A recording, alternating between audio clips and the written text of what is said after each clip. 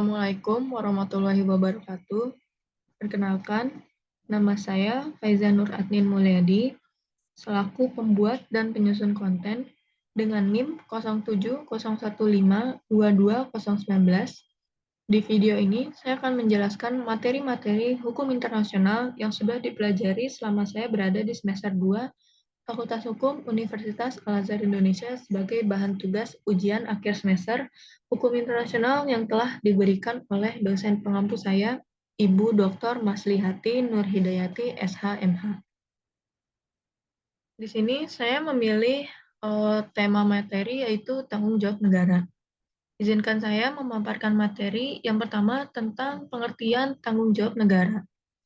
Tanggung jawab negara merupakan suatu kewajiban untuk melakukan perbaikan yang timbul dari kesalahan suatu negara untuk mematuhi kewajiban hukum berdasarkan hukum internasional. Tanggung jawab negara untuk mengumumkan aturan prosedural yang akan ditetapkan untuk menentukan tanggung jawab atas pelanggaran kewajiban internasional.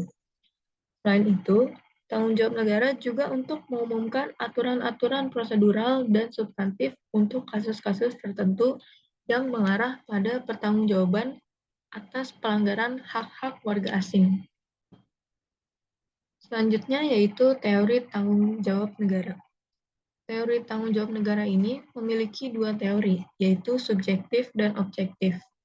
Yang pertama, saya akan jelaskan teori subjektif terlebih dahulu. Subjective responsibility adalah yang ditentukan oleh adanya kesalahan, yaitu adanya keinginan atau maksud untuk melakukan suatu perbuatan atau kelalaian pada pejabat negara. Yang kedua, teori objektif atau objective responsibility adalah selalu hal yang mutlak. Unsur kesalahan bukan prasyarat untuk terjadi tindakan atau perbuatan yang salah secara objektif.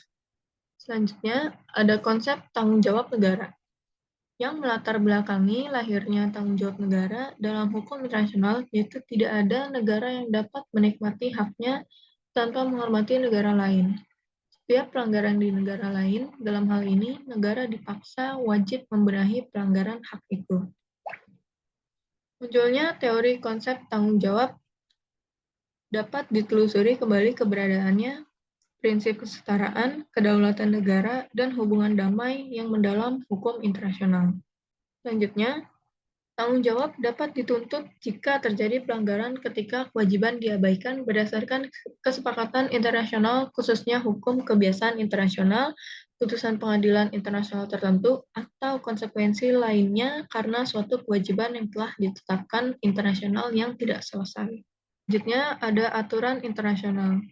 Menurut Mokhtar Kusumaatmadja, sumber hukum merupakan jawaban atas pertanyaan di mana kita dapat menemukan hukum. Dalam konteks hukum internasional, substansi hukum internasional dapat bersumber dari praktik negara, praktik organisasi internasional, praktik entitas selain negara, dan tulisan para pakar hukum internasional. Mokhtar juga mendefinisikan sumber hukum internasional adalah sejumlah ketentuan yang terdapat dalam pasal 31 ayat 1 Statute of the International Court of Justice atau ICJ Statute yang terdiri dari A. Perjanjian internasional, B. Kebiasaan internasional, C. Prinsip-prinsip hukum umum, dan D. Keputusan pengadilan dan ajaran para sarjana yang paling terkemuka di berbagai negara. Yang selanjutnya, yang kelima tadi yang saya sebutkan, ada yang pertama, perjanjian internasional atau International Convention. Merupakan sarana untuk mengintensifkan kerjasama internasional. Salah satu keunggulan perjanjian ini adalah bahwa perjanjian tersebut dibuat secara tertulis, sehingga lebih mudah dibuktikan daripada hukum kebiasaan internasional yang tidak tertulis. Dan yang kedua adalah kebiasaan internasional atau Customary of International Law. Menurut Martin Dixon, hukum kebiasaan internasional adalah hukum yang berkembang dari kebiasaan negara-negara. Hukum kebiasaan internasional dibedakan dengan adat istiadat atau usage, kesopanan internasional atau international community, ataupun persahabatan atau yang bisa kita bilang adalah friendship. Dan yang ketiga, prinsip-prinsip hukum umum atau general principles of law Prinsip-prinsip hukum umum adalah yang tidak hanya terbatas pada hukum internasional saja, melainkan dalam hukum perdata, hukum pidana, hukum lingkungan, dan lain-lain. Dan yang keempat adalah keputusan pengadilan atau keputusan mahkamah, yaitu judicial decision. Putusan pengadilan dapat berdiri sendiri sebagai dasar putusan yang diambil oleh hakim dan dapat digunakan untuk memperkuat hukum di atasnya. Dan yang terakhir, yang kelima adalah ajaran para sarjana paling terkemuka atau teachings of the mostly highly qualified publicists, yaitu mengenai ajaran sarjana terkemuka. Ajaran ini juga disebut sebagai perbuatan atau ajaran hukum. Pada hukum ini bukanlah hukum yang mengikat, namun banyak karya hukum yang berperan sangat penting dalam perkembangan hukum internasional.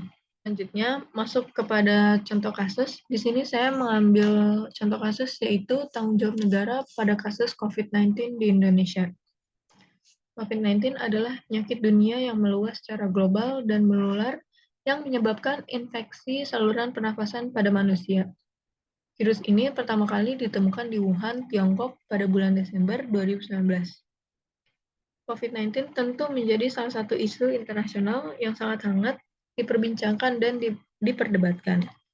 Tanggung jawab negara dapat kita lihat dalam alinea keempat pembukaan Undang-Undang Dasar Negara Republik Indonesia tahun 1945, yaitu melindungi segenap bangsa Indonesia dan seluruh tumpah darah Indonesia, memajukan kesejahteraan umum, mencerdaskan kehidupan bangsa, dan ikut melaksanakan ketertiban dunia yang berdasarkan kemerdekaan. Selanjutnya, ada upaya pemerintah menanggulangi COVID-19. Yang pertama ada lockdown, yang kedua ada PSBB atau pembatasan sosial berskala besar, yang ketiga ada PPKM atau pemberlakuan pembatasan kegiatan masyarakat, dan yang terakhir adalah new normal. Dampak negatif dari COVID-19. Di sini saya mengambil 3 contoh dari beberapa contoh dampak negatif dari COVID-19, yaitu yang pertama, yang pasti sosial ekonomi. COVID-19 benar-benar memberikan dampak luar biasa di sektor ekonomi.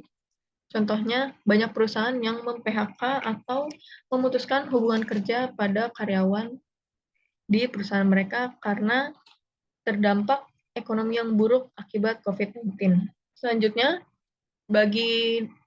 dampak bagi kesehatan yaitu memperburuk pasien yang memiliki penyakit komorbid seperti hipertensi, jantung, dan diabetes. Selain ketiga tadi, ada angka mortalitas tinggi. Kesehatan tim medis juga menurun karena kelelahan dan juga terpapar COVID-19. Dan yang terakhir, kesehatan psikis terganggu karena banyak orang yang cemas dan trauma terhadap COVID-19. Selanjutnya, yang ketiga, ada dari sektor pendidikan. Menurut saya, sekolah online menyebabkan anak kurangnya sosialisasi. Karena mulainya mereka bangun tidur untuk sekolah online, memaksakan mereka untuk menggunakan gadget seperti laptop, iPad, atau HP, atau gadget lainnya untuk menunjang sekolah mereka.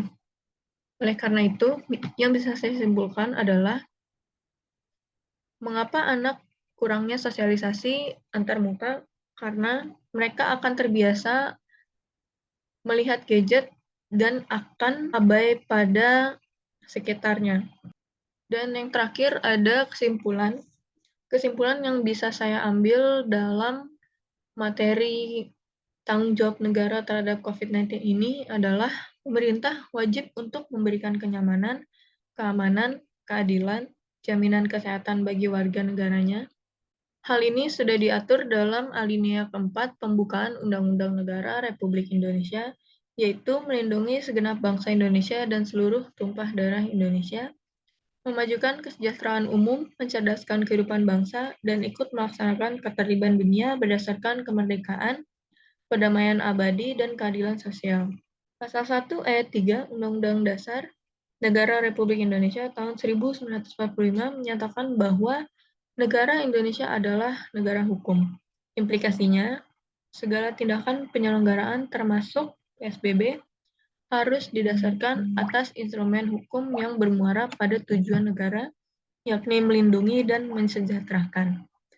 Kebijakan PSBB harus mencerminkan suatu keadilan sosial dalam segala aspek serta melindungi segenap seluruh unsur bangsa.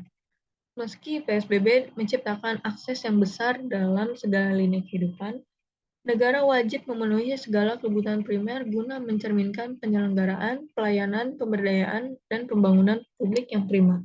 Dan dari presentasi saya untuk materi tanggung jawab negara pada kali ini, sekiranya ada kata-kata atau kalimat yang salah dari saya ucapkan atau yang saya tuliskan, saya ucapkan mohon maaf dan terima kasih atas perhatiannya. Assalamualaikum warahmatullahi wabarakatuh.